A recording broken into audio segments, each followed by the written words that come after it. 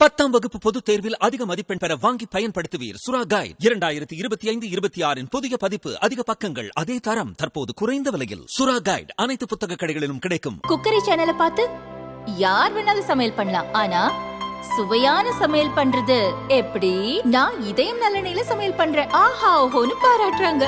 நீங்களும் இதயம் நல்லெண்ணெயில சமையல் பண்ணுங்க, பாராட்ட வாங்குங்க. தினம் தோறும் வாங்குவே இதயம்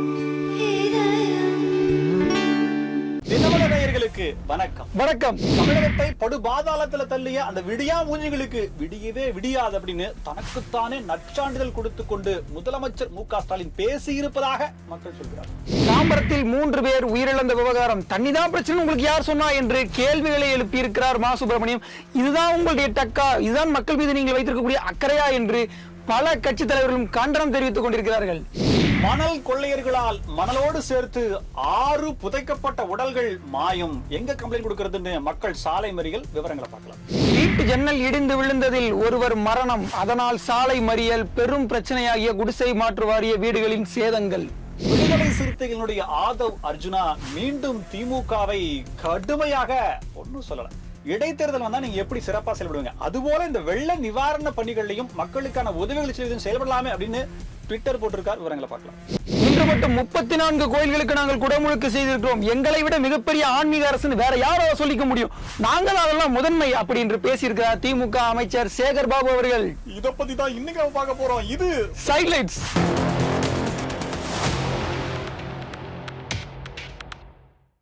முதலமைச்சர் மு க ஸ்டாலின் அவர்கள், மாண்புமிகு முதலமைச்சர் மு க ஸ்டாலின் அவர்கள் இன்னைக்கு நலத்திட்ட உதவிகள்லாம் அந்த பக்கத்துல தொடங்கி வச்சுட்டு ஒரு கடுமையான தனக்குத்தானே நற்சான்றிதழ் கொடுத்துக் கொள்ளும் வகையிலான ஒரு பதிவை போட்டிருக்காங்க. செல்ஃப் சர்டிபிகேட் அவருக்கு இபிஎஸ் எடப்பாடி கே பழனிசாமி அவர்கள் எப்ப பேசினாலுமே விடியா ஆட்சி விடியா ஆட்சி அப்படின்னு. இவங்க வந்து விடியல் ஆட்சின்றாங்க. யாரு? திமுக காரங்க. ஸ்டாலின் தான் வராரு, விடியல் தர போறாருன்னாங்க. இவங்க வந்து விடியா ஆட்சின்னு சொல்றாங்க. விடியா ஆட்சி சொல்றதுல அவர் எந்த அளவுக்கு மனசை பாதிக்க, இரவு தூங்காமல் கண் விழித்து மக்களுக்காகவே சிந்தித்துக் கொண்டிருக்கக்கூடிய ஒரு தானை தலைவரை, தன்னுடைய 1 மாத சம்பளத்தை மக்களுடைய சேவைக்காக பல கோடி லட்சம் கோடிகளை விட்டு கொடுத்த முதலமைச்சர் அவர்களை அப்படியெல்லாம் எதுவும் நடக்கல நினைக்கிறேன்னா, அவர் சம்பளத்தை விட்டு கொடுத்ததுக்கு பதிலா ஸ்வீட் பாக்ஸ்களை அதோட பன்மடங்காக இருக்குமே.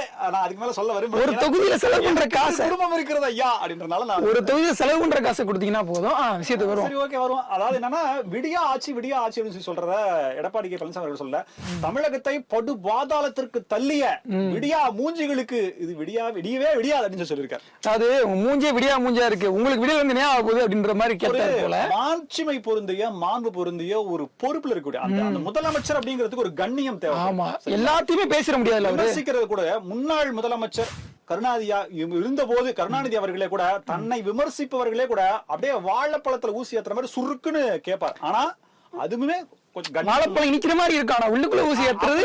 அது வந்து மொழி புலமை, மொழி வன்மை, வல்லமை, திறமை, அதெல்லாம் இருக்கட்டும். பட் ஒரு அடிப்படை நாகரீகம், அடிப்படை மாண்பு, அடிப்படை மரியாதை அப்படிங்கிறது ஒண்ணு இருக்கு. அது மாட்சிமை பொருந்திய பொறுப்புகள் இருக்கிறவங்க எல்லாருமே உங்க மேல எதிர்வு கணைகள் வருதுன்னா அது உங்கள் சீட்ல இருக்கக்கூடிய பவருக்கான நீங்க செயலேன்ற கேள்வி கணைகள் வருது. அத நீங்க மக்களுக்கான ஒரு வாய்ப்பா, ஒரு குற்றச்சாட்டை சுட்டுறாங்கன்னா அதை எடுத்துக்கிட்டு அதை நீங்க மறுபடியும் நன்மை செய்வதற்கான வாய்ப்பா எடுத்துக்கணும். இதெல்லாம் நம்ம எவ்வளவு தூரம் பேசினாலும் சரி ஐயா, அதெல்லாம் விடுங்க. 3 வருஷம் ஆட்சி விடிச்சா இல்லையா, அதை மட்டும் சொல்லுங்க. அது விடியலன்றாங்க இவங்க. உங்களுக்கு விடியவே விடியாது, உங்களுக்கு விடியா முடிஞ்சு உங்களுக்கு விடியாது அப்படின்றாரு. கடுமையான குற்றச்சாட்டுகளை முன்வைக்கிறாரு. நாங்க மழையில அப்படி பார்த்திருக்கிறோம், இப்படி பார்த்திருக்கிறோம், களத்துல இறங்கி எங்களுடைய துணை முதலமைச்சர்லாம் அப்படி போய் வேலை பார்க்கறாரு. அதுக்கு தானே ஓட்டு போட்டோம். 2வது செஞ்சீங்க அப்படின்னா 6 பேர் செத்து போயிருக்காங்க. அது பரவாயில்ல, சென்னை வந்து காப்பாற்றப்பட்டுருச்சு. சென்னையில வந்து எதுவுமே இல்ல, மழை நிக்கல. மழை பெஞ்சிட்டு இருந்தப்போ உதயநிதியின் உதய நாள் அப்படின்னு என்னமோ கொண்டாடினீங்களே. மழை பெய்யல, தண்ணி நிக்கல அப்படின்றாங்க. பட் அவர் வந்து இல்ல சென்னையில காப்பாத்திட்டோம் அப்படின்ற மாதிரிலாம் அவர் பெருமை தேடிக் கொள்கிறார். தனக்குத்தானே நற்சான்றிதழ் கொடுத்துக் கொண்டு விமர்சிப்பவர்களையும் தரம் தாழ்ந்து ஒருமையில், இன்னும் சொல்ல போனால் கடுமையான விமர்சனங்களை முன்வைக்கிறாரே, இது முதலமைச்சர் பதவிக்கு அழகா அப்படின்ற கேள்விகள் மக்கள்கிட்ட வருது. தாம்பரம் மாநகராட்சிக்கு உட்பட்ட பகுதிகளில் வந்துட்டு குடிநீரோடு கழிவுநீர் கலந்து வரக்கூடிய பிரச்சனை இருக்கு அப்படின்னு சொல்லிட்டு ஒரு குற்றச்சாட்டு அண்மையில் எழும்பி இருக்கு. அதற்கு காரணம் அங்க இருக்கக்கூடிய 33 பேருக்கு மேல வந்துட்டு நிறைய பேர் மருத்துவமனைக்கு போயிட்டு வயிற்றுப்போக்கு, வாந்தி அப்படின்னு வந்திருக்காங்க. 3 பேர் உயிரிழந்திருக்காங்க அப்படின்றத கூட எப்படி சொல்ல வேண்டியிருக்குன்னா, நடந்ததுன்னு சொல்ல முடியாது. சொல்லி இருக்கு, பற்றதுக்கு அது சொன்னாங்க அப்படின்ற மாதிரி தான் இருக்கு. ஏன்னா அப்படி இருக்கு வாழ்க்கை. இப்ப நம்ம என்னன்னா முன்னாடி ஒரு தலைப்பை பார்த்தோம், என்ன அப்படின்னா விடியா மூஞ்சிகளுக்கு விடியா ஆச்சினார். இப்போ தாம்பரத்துல கழிவு நீர் கலந்துருக்குன்றாங்க. இப்போ இது எப்படி கலக்கும்? சும்மா வந்து கழிவு நீர் வந்து தானா கால் முளைச்சு போய் மழை நீர் எங்க இருக்கோ போய் அங்க போய் அது கலந்துருச்சியா? இப்போ அவங்க உயிரிழந்ததுக்கு காரணம், அதாவது 88 வயது ஒருத்தர், 55 வயது ஒருத்தர், 42 வயது ஒருத்தர், இந்த 3 பேர் இறந்திருக்காங்க. அதுல ஒருத்தர் பெண்மணி. அமைச்சர். ஆமா. ஆனா இதெல்லாம் வந்து தண்ணியாலதான் அப்படி நீங்க எப்படி சொல்றீங்க? நாங்க ஆமா இல்ல, government institute of medical science நொய்டால இருக்கு பாத்தீங்களா, கிம்ஸ் மருத்துவமனை, அதுக்கு நாங்க வந்து தண்ணி சாம்பிள்ஸ் எல்லாம் அனுப்பி இருக்கோம். டெஸ்ட் ரிசல்ட் வந்து அதை பத்தி பேசணும். அந்த ரிப்போர்ட்டுமே எங்களுக்கு சாதகமா வரலன்னா சுவிட்சர்லாந்துல இருக்கக்கூடிய சான் பிரான்சிஸ்கோல இருக்கக்கூடிய ஒரு யூனிவர்சிட்டி, அது என்ன இருக்கட்டுங்க, எங்கேயா கொடுப்பாங்க. நாங்க இப்ப போயிட்டு அண்ணாமலை அவர்கள் போயிட்டு அந்த யூனிவர்சிட்டி, ஆக்ஸ்போர்ட் யூனிவர்சிட்டி, அது கூட அனுப்பிச்சு விடுவாங்க. அது வரதுக்கு ஒரு 6 வருஷம் ஆகும். அதுக்குள்ள எங்க ஆட்சி போயிடும். அப்புறம் இருக்கக்கூடிய அரசை நாங்க குற்றம் சொல்லுவோம். சரி, ரைட். இப்ப என்னன்னா இந்த மாதிரியானதுக்குலாம் நாங்க அனுப்பி இருக்கிறோம். அந்த டெஸ்ட் ரிசல்ட் வர்ற வரைக்கும் நீங்க இப்படி பேசக்கூடாது. எடப்பாடி பழனிசாமி அவர்கள், எதிர்க்கட்சி தலைவர் எடப்பாடி பழனிசாமி அவர்கள் எப்ப பாரு பதற்றமான சூழலை உருவாக்குற மாதிரி பேசுறாருங்க. இதெல்லாம் நியாயமா அப்படின்னு வந்து கேட்டிருக்கிறாரு. கடந்த காலத்துல என்ன நிகழ்ச்சிகளுக்கு ஐயா எதிர்க்கட்சியில ஸ்டாலின் அவர்களாக எதிர்க்கட்சியில இருந்தபோது என்னெல்லாம் பேசினாரு, அப்ப என்ன பதற்றமான சூழல் எல்லாம் உருவாகல, அந்த மாதிரி உருவாக்க முடியல. அப்படி எல்லாம் உருவாக்குனதுக்கானது எல்லாம் வந்தாரு, குடிநீரோட கழிவு நீரை கலந்தாரு அப்படின்னு பாட போறாங்கன்னு நினைக்கிறேன். ஆமா, அந்த மாதிரி வந்துரும். தாம்பரம் மாநகராட்சியுடைய மேயர் அந்த தாமன் பர்சனரை போய் பார்த்திருக்கிறாரு. முக்கியமான மேட்டர்ப்பா. அப்போ என்ன ஆச்சு அப்படின்னா, ஏப்பா நீ தானே இந்த ப்ளீச்சிங் பவுடர் எல்லாம் போடுறாங்க, இது மைதா மாவு போடுறாங்க, வாய வச்சுட்டு சும்மா இருந்திருக்கலாம். அவர்கிட்ட போய் நிருபர்கிட்ட போய், ஏப்பா மைதா மாவு கிலோ என்ன விலை தெரியுமா? 40 ரூபா. ப்ளீச்சிங் பவுடர் கிலோ என்ன விலை தெரியுமா? 13 ரூபா 15 ரூபா. எப்படிப்பா 13 ரூபா இருக்கிறத 40 ரூபா செலவு பண்ணி போடுவாங்க அப்படின்னு கேள்வி கேட்டார். அமைச்சர் ஐயா, காஸ்ட்லியா இருக்குன்றதுக்காக ப்ளீச்சிங் பவுடர் வந்து பதிலா நீங்க வந்து மைதா மாவுலாம் போடக்கூடாது, போட்டாவா போடுறதுக்கு அவர் போடலங்கிறதுக்கு நியாயப்படுத்தா சொல்றாரு. இப்போ நாங்க போடுறோம்னா அதை விட குறைவான விலையுள்ள பொருளா இருந்தா நாங்க அதை போடுவோம்ல, அப்படி. இவரோட ஐயா நீங்க 55 ரூபாய்க்கு டெண்டர் கொடுத்துறீங்களான்னு சொல்லி இன்னொரு புள்ளி வருது அவர் போல. என்னது 55? திராவிட மாடல் ஆட்சியில் ப்ளீச்சிங் பவுடர் ஊழலா அப்படின்னு சொல்லி இதுக்கு வந்து மாநகராட்சி கமிஷனர் பதில் சொல்லுவாரு சொல்லி அங்கிருந்து அப்படியே அப்பீட் ஆயிட்டார். ஐயா தப்பிச்சுக்கங்க, அந்த அரப்போர் இயக்கம்னு அடிக்கடி உங்க பக்கமா சுத்திட்டு இருக்காங்க. ஊழல் அடுத்த ரிப்போர்ட் தூக்கிட்டு வந்துருவாங்க. அதுக்கு இவங்க என்ன பேர் வச்சிருக்காங்க தெரியுமா? என்னது? கப்போர் இயக்கமா. திண்டுக்கல் மாவட்டத்துல அருகாமையில, திண்டுக்கல் மாவட்டத்துல ராமபுரம் அப்படின்ற ஒரு பகுதி, இங்க கிட்டத்தட்ட ஒரு 60 குடும்பங்கள் ஒரு காலனில வசிக்கிறாங்க. அந்த காலனிக்குன்னு தனியா சுடுகாடு இருக்கு. ஓகே. சோ அந்த சுடுகாட்டுல பிணங்கள் இறந்தாங்க அப்படின்னா அவங்களுடைய மத வழக்கப்படி புதைக்கப்படும். அப்படி புதைக்கப்பட்ட இடத்துல ஏற்கனவே ஒரு 6 பிணங்கள் புதைச்சிருக்காங்க. அந்த காலில் இருந்தவங்களுடைய 6 பிணங்கள் புதைச்சிருக்காங்க. புதைச்சு அப்படியே விடல, அதுக்கு மேல சமாதின்னு சொல்றோம் இல்லையா, அந்த கான்கிரீட் போட்டு அந்த நினைவு வச்சு அவங்க பேரெல்லாம் வச்சு கல்லறை எழுப்பி இருக்காங்க. சோ இவங்க என்னன்னா வருஷத்துக்கு ஒரு நாள் திதி கொடுக்கறது, இந்து முறைப்படி அது எல்லாரும் செய்வாங்க இல்லையா, அவங்க எல்லாம் போய் செஞ்சுட்டு வந்திருக்காங்க. அது ஒரு ஆற்று ஓரமா இருக்கிறது அப்படிங்கறதுனால ஆற்றுல தண்ணி வந்ததுன்னா அதுக்கும் சேர்ந்து அவர்களுக்கு திதி கொடுக்கறது அப்படின்ற மாதிரி எல்லாம் செஞ்சிருக்காங்க. சரி. இப்ப என்ன ஆச்சுன்னா புதிதாக ஒருவர் இறந்திருக்கிறார். அவரை புதைக்கிறதுக்காக அந்த இடத்துக்கு போயிருக்காங்க. போய் பார்த்தா சமாதியை காணோம். சமாதியா? திண்டுக்கல் மாவட்டத்துல சமாதியவே காணோம். சமாதி காணனால பரவாயில்ல, புதைச்ச பணத்தையே காணுமா. இந்த போகுமிடம் தூரம் படம் வந்துச்சு, பணத்தை காணாம அந்த மாதிரி காணாங்கிறத போய் இப்ப பணத்தை காணாம திராவிட மாடலுடைய பெருமையாக இன்னொரு மைல்கல்லாக சேர்ந்திருக்கிறது. என்னன்னு சொல்லி விசாரிச்சோம்னா, ஏங்க நைட்ல வந்து 7 மணி 8 மணிக்கு வர்றாங்க, வந்து எல்லாம் எடுக்கிறாங்க, தோண்டி கடைசியில பாத்தீங்கன்னா அது சமாதியை தள்ளி விட்டு அங்கிருந்து மறுபடியும் மணலை எடுத்துக்கிட்டு அவங்க டிராக்டர்ல கடத்திட்டு போயிட்டாங்களாமா.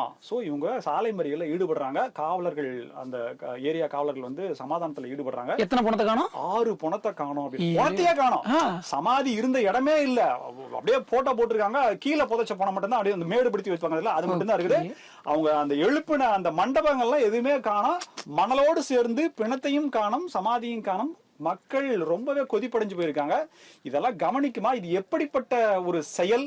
இதற்கான அதாவது விஏஓ அனுமதி இல்லாமல், விஏஓ கவனத்துக்குள்ள வராமல், இன்னும் அங்க இருக்கக்கூடிய தாசில்தார் வரைக்குமே வச்சுக்கலாமே, கலெக்டர் கூட விட்டுருங்க, அவருக்கு மாவட்டம் தூரம் போறவரு, ஒரு தாசில்தார் போகாம இந்த விஷயம் நடக்குமா அப்படின்ற கேள்வி அவங்க முன்வைக்கிறாங்க. இந்த அளவுக்காயா 10 மணிக்கு பதவி ஏத்தா 10:10க்கு போய் எடுங்கன்னு சொன்னாங்க. பணத்தை கூட தோண்டி எடுங்கன்னு யாரு சொன்னாங்கன்னு தெரியலையேன்னு மக்கள் கேள்வி கேட்கறாங்க. நம்ம இந்த போனத்தை காணோம், மண்ணை காணோம், கிணத்தை காணோம், அதை பத்தி ஏதோ பேசணும்ல. இப்ப என்னன்னா மண்ணை தோண்டி எடுத்துட்டு போய் வித்துருவாங்க, பணத்தை என்ன பண்ண போறீங்க? சரி, இந்த மண்ணை கேட்டதுக்கே வந்துட்டு சிலரை பணமாக்குறாங்க. விஏஓக்களையே பணமாக்கக்கூடிய நிகழ்வு எல்லாம் தமிழ்நாட்டில் நடந்திருக்கு. அவர் எப்படி கேட்பாரு? அதனால திராவிட மாடல் ஆட்சியில விஏஓக்கள் பத்திரமா இருந்துக்குங்க. பணம் மண்ணெல்லாம் முக்கியம், உயிர் முக்கியம். ஓகேவா?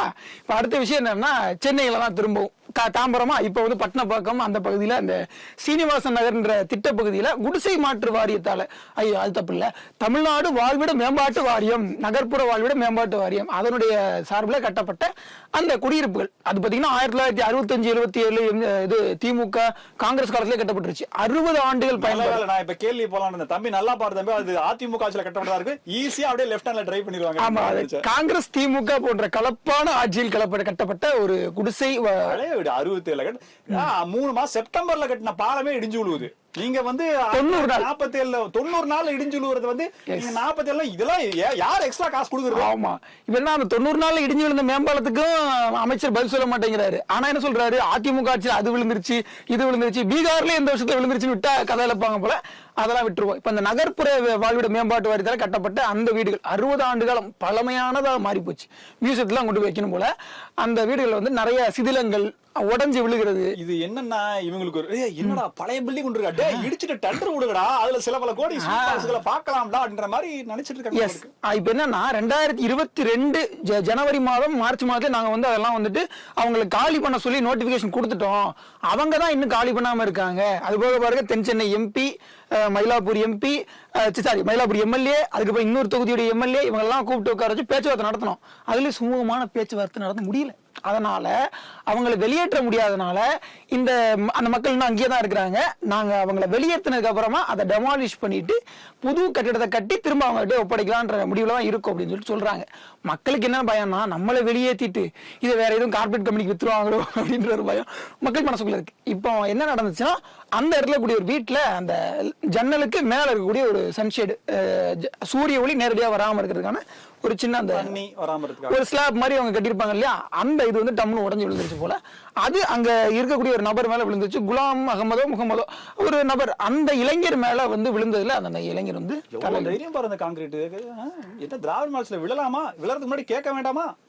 அதெல்லாம் தெரியுமாங்க? அதுக்கு அது உடஞ்சா விழத்தான் செய்யும். அப்படி வந்து ஒரு இளைஞர் வந்து மரணித்து போயிருக்கிறாரு. இளைஞர் மரணித்து போன பிறகு அந்த இளைஞருடைய உறவினர்கள் அந்த ஏரியால அந்த பகுதியில் இருக்கக்கூடிய நபர்கள்லாம் சேர்ந்து சாலை மறியல் செய்து கிட்டத்தட்ட அடையாறு வரைக்குமே ஒரு பெரிய டிராபிக் ஜாம் ஆகிடுச்சு அப்படின்னு கேள்விப்பட்டோம். கள்ளக்குறிச்சியில கள்ளச்சாராயம் குடிச்சு இருந்தா கூட ஒரு 10 லட்சம் ரூபாய் நிவாரணம் அறிவிக்கலாம். 5 லட்சம் இவர் கான்கிரீட் விழுந்து செத்து போயிட்டாரு. இவருக்கு மேக்ஸிமம் ஒரு 2 லட்சம் ரூபாய் கொடுக்கறதுக்கான வாய்ப்பு 5 லட்சம் சொல்லி அறிவிச்சிருக்காங்க. இப்பவும் நிறைய பேர் என்ன கேக்குறாங்கன்னா, ஏன் அந்த கள்ளச்சாராயத்துக்கு 10 லட்சம் கொடுத்தீங்களே, நாங்களாம் இப்படி சாகிறதா தப்பா, கள்ளச்சாராயம் குடிச்சு செத்தாதான் 10 லட்சம் கொடுத்தீங்க. மிகவும் உயரிய மரணம் அப்படின்னா அது கள்ளச்சாராய மரணம் மட்டும். ஏன்னா அதுக்கு தான் இழப்பீடு. ஆமா, ராணுவ தியாகம் இல்ல, அது பெரிய தியாகம் தான். இப்ப என்ன விஷயம்னா, இதை வந்து ஒப்பிட்டு நிறைய பேர் பேசுறாங்க. அது போக இடைக்கால நிவாரணம் ஒரு 24,000 ரூபாய் கொடுக்குறோம், கூடிய வரையில் அந்த மக்களை வெளியேற்றி நாங்க புது கட்டடம் கட்டுவோம் அப்படின்னு சொல்லி ஐயா ஏவாவேல் அவர்கள், வாழ்விட மேம்பாட்டுத்துறை அமைச்சர் போன்றவர்கள்லாம் வந்து பதில் சொல்லியிருக்கிறாங்க. நம்ம பொறுத்திருந்தா பார்க்கணும் அவர் என்ன செய்ய போறாங்க அப்படின்னு தெரியல. மயிலாடுதுறை மாவட்டம் திருக்கடையூர்ல இருக்கக்கூடிய ஒரு கோவில், அது அபிராமி சமேத அந்த மாதிரி ரொம்ப ஃபேமஸான கோவில் திருக்கடையூர் அபிராமி சுந்தரி அப்படிங்கிற. ஆமா, அந்த கோயில வந்துட்டு 3 கோடி ரூபாய் நன்கொடையின் அடிப்படையில ஒரு வெள்ளி ரதம் செஞ்சு அதோடைய வெள்ளோட்ட விழா வந்து நீங்க நடைபெற்று இருக்கு. அங்க ஐயா சேகர் பாபு அவர்கள் வந்து சிறப்பு வருகை இருந்து வெள்ளி தேர்லாம் எப்படி இருக்கு அப்படின்னு பார்த்திருப்பாங்க போல. அந்த விழாவில் வந்து ஐயா சேகர் பாபு அவர்கள் பேசுறாரு. என்னன்னா, அறநிலையத்துறைக்கு எவ்வளவோ வேலைகளை செஞ்சிருக்கிறோம், இன்னைக்கு ஒரே நாள் 34 கோயில்களுக்கு குடமுழுக்கு செய்திருக்கிறோம், அது போக வெள்ளித்தேரு தங்கத்தேரு எல்லாத்தையும் பழுது நீக்கி இருக்கிறோம். இந்த அரசை வந்து ஆன்மீக அரசு சொல்லாம வேற யார் ஆன்மீக அரசு சொல்ல போறீங்க? இதுதாங்க ஆன்மீக அரசு, இதுதாங்க ரஜினிகாந்த் சொன்ன ஆன்மீக அரசியல் அப்படிலாம் சொல்லல.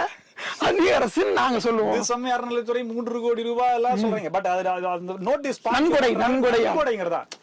பக்தர்கள் தானாக இந்து மதத்தின்பால் இருக்கக்கூடிய கடவுள் பால் இருக்கக்கூடிய அந்த பற்றின் காரணமாக அவங்க கொடுக்கக்கூடிய பணத்தை கடத்தேங்காய் எடுத்து வழிப்பிள்ளையாருக்கு உடைச்ச கதையா எல்லாமே எடுத்து இப்படிக்குன்னு போட்டு இந்து சமய அறநிலையத்துறைன்னு சொல்லி போட்டுக்கிறாங்க.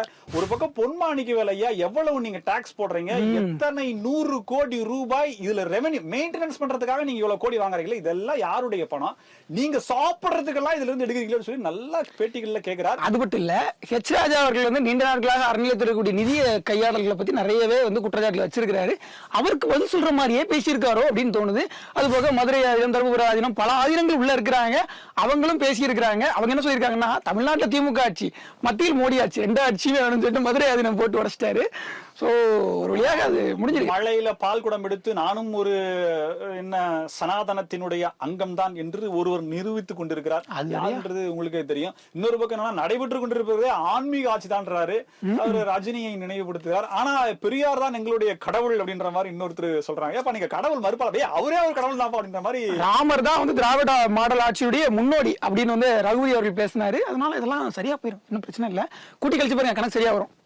விசிகாவின் தற்போதைய லைம் லைட்ல இருக்கக்கூடிய துணை பொதுச் செயலாளர், அதிரடியான துணை பொதுச் செயலாளர் ஆதவ் அர்ஜுன் அவர்கள் ஒரு எக்ஸ் வலைதளத்துல ஒரு பதிவை போட்டிருக்காரு. என்னது, ஒரு பை எலெக்ஷன் வந்துச்சு அப்படின்னா ஒரு தொகுதிக்கு ஒரு பூத்துக்கு ஒரு அமைச்சர் இருப்பார். தொகுதிக்கெல்லாம் இல்ல, பூத்துக்கு ஒரு அமைச்சர் இருப்பாரு. களப்பணியை மேற்கொள்வாரு. அமைச்சர் மொத்த வாக்கையும் பல்கா வாங்குறதுக்கு உண்டான முயற்சிகள் எல்லாமே அவங்க செய்வாங்க.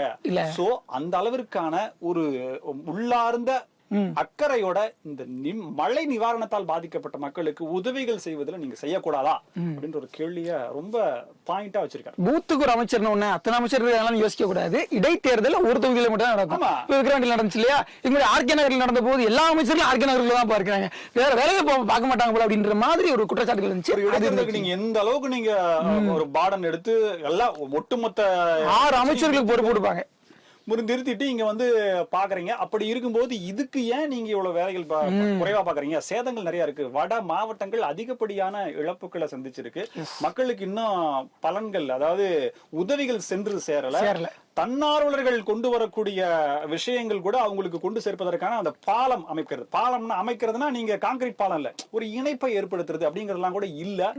ரொம்பவே பாதிக்கப்பட்டிருக்காங்க. வாழ்வாதாரம் போயிருக்கு, நிறைய கால்நடைகள் போயிருக்குன்ற கருத்துக்கெல்லாம் முன்வைக்கிறாரு. ஆனா இதுக்கு நம்ம ஃபர்ஸ்ட் கணக்குல சொன்னா யாருமே பாதிக்கப்படலன்னு சொல்லி முதலமைச்சரே சொல்லிட்டாரு. அப்படின்றப்போ எங்க காணினும் ஒரே எங்க காட்டுங்க குரலடா அப்படின்ற மாதிரி தான் இருக்கு. தண்ணி எங்க காட்டுங்க பார்த்தா அவலங்களடா மரண ஓலங்களடா அப்படின்ற மாதிரி தான் இருக்குது. இவரு ஒரு காட்டமான பதில பதிவு பண்றாரு. கூட்டணி கட்சியிலேயே இருந்து கொண்டு, அதுவும் விசிகாவிலேயே இருந்து கொண்டு, அதுவும் முதலமைச்சரோடு இணக்கமாக இருக்கக்கூடிய திருமாவளவன் அவர்களுடைய கட்சியில் இருந்து கொண்டு இப்படிப்பட்ட ஒரு கருத்தை தெரிவை போட்டு இருக்கிறாரே அப்படின்ற ஒரு பேசுகிறோம். சிக்கல் என்னன்னா, இன்றைக்கு அம்மையார் ஜெயலலிதா அவர்களுடைய நினைவு நாள். அவங்க 2016 8வது நினைவு நாள், இறந்து போன நாள்.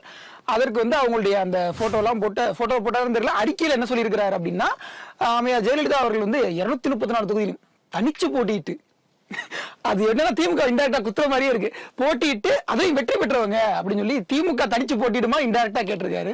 இதெல்லாம் கேட்கலாமா? என்னன்னா அதிகார குவிகளை அடுத்த ஆளுக்கு கடத்துவதாக, இது என்னன்னா மாநில சிறப்பு திட்ட செயலாக்கத்துறை அமைச்சராக இருக்கிற துணை முதலமைச்சர் துணைத் தலைவராக்கி இருக்காங்க. தலைவர் அல்ல, துணைத் தலைவராக்கி, திட்டக்குழு துணைத் தலைவராக்கி இருக்காங்க. திட்டக்குழுங்களுடைய பணி என்ன அப்படின்னா, எல்லா ஸ்கீம்ஸ்க்கான ஃபண்டிங் எங்கிருந்து எப்படி அலோகேட் பண்றது, எப்படி அது ரெவென்யூ கூட்டுறது, எப்படி அந்த ஃபண்டை வந்து அவங்களுக்கு டிஸ்ட்ரிபியூட் பண்றது. இப்போ சிறப்பு திட்ட செயலாக்கத்துறையே வந்து ஒரு மிகப்பெரிய துறை. இப்ப என்னன்னா எந்த ஒரு திட்டம் அறிவிக்கிறதா இருந்தாலும் அந்த துறையினுடைய அமைச்சர் அல்லது துறையினுடைய செயலாளர் அறிவிப்பாங்க. ஆனா இந்த சிறப்பு திட்ட செயலாக்கம்ங்கிறது எல்லா எதுவா இருந்தாலும், இப்ப மாணவர்களுக்கு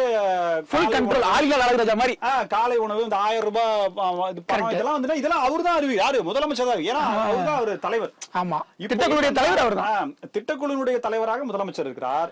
திட்டக்குழுவினுடைய துணைத் தலைவராக தூமு இருக்கிறார்.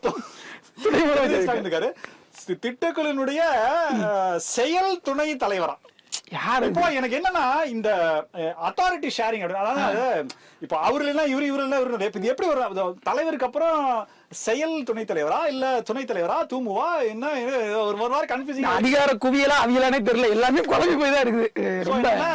அவரை இப்ப வந்து கொண்டு வந்திருக்காங்க. கிட்டத்தட்ட முதலமைச்சருக்கு அடுத்து இன்னும் கொஞ்ச நாள்ல முதலமைச்சராகவே அவர்தான் இருப்பாரோ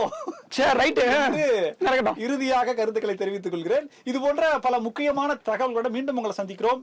இது சைட் லைட்ஸ். நன்றி.